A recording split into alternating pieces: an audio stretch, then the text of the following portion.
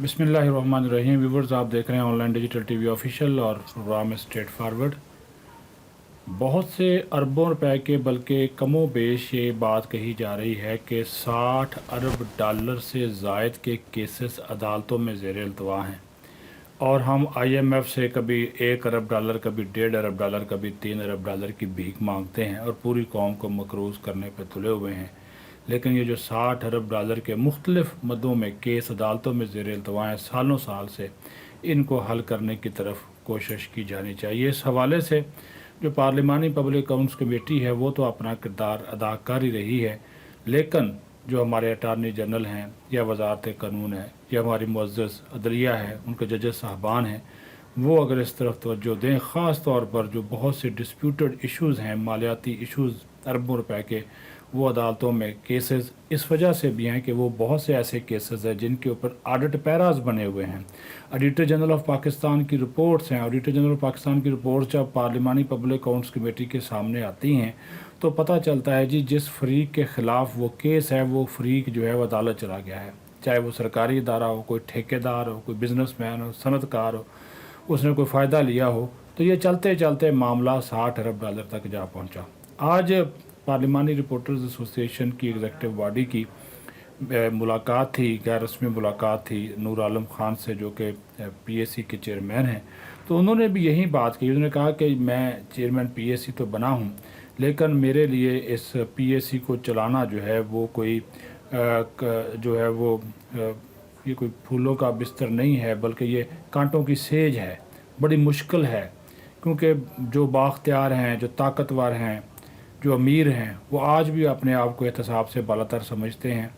और मुझ पर भी बतौर चेयरमैन PAC बहुत दबाव है, बहुत सिफारिशें आती हैं।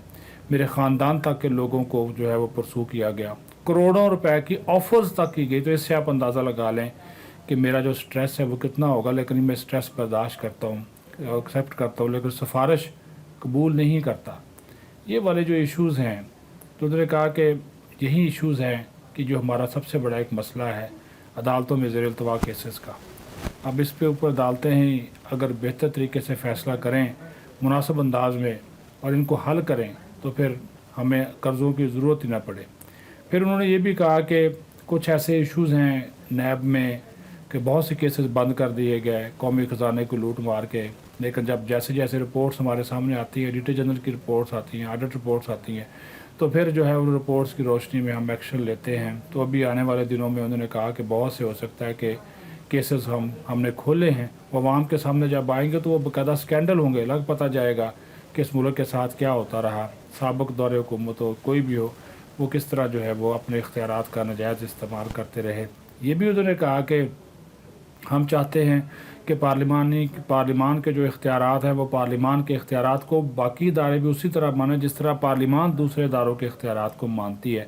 तो पार्लियामेंट के इख्तियारात भी माने जाने चाहिए। जब उनसे सवाल किया गया कि आप तो बड़े अमीर आदमी हैं, आपके असासे बहुत ज़्यादा अमीर तरीन आदमी है, तो उन्होंने कहा कि भाई, मैं जब से सियासत में आया हूँ अपनी ज़मीनें बेच रहा हूँ, अपनी जो प्रॉपर्टी वो बेच रहा हूँ। मेरे तो असासों में जब मेरे आने के बाद इजाफे की बजाय जो है वो कमी वाक़ई हुई है, लेकिन बहुत से ऐसे लोग जो मेरे साथ आए, उनके असासों में कमी की बजाय जो है वो इजाफ़ा हुआ है।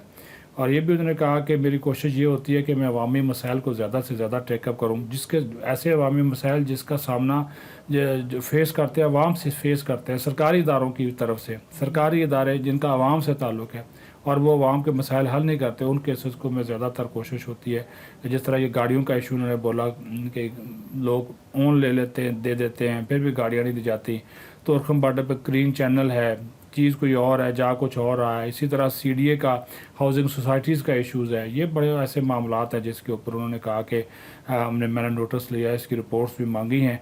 बाकी उनकी तरफ से बहुत सी ऐसी बातें भी की गई हैं जिसकी वजह से वो नहीं चाहते कि हम उसको रिपोर्ट भी करें, क्योंकि ऑफ द रिकॉर्ड गुफ्तगू में मुल्क की सूरत हाल ज़ाहिर है जी, मुल्क की सूरत हाल तो ऐसी है तो उसके ऊपर हर बंदे को परेशानी होती है। लेकिन साथ ही साथ ये भी उन्होंने कहा कि इक़्तिदार के लिए, कुर्सी के लिए ही सारे जो हैं वो लड़ते हैं, और जब कुर्सी के लिए लड़ते हैं तो फिर ज़ाती मफाद, सियासी मफाद वो आगे आ जाता है, कौमी और अवामी मफाद पीछे रह जाता है। लेकिन उन्होंने कहा जी वो कोई दबाव नहीं कबूल करने वाले।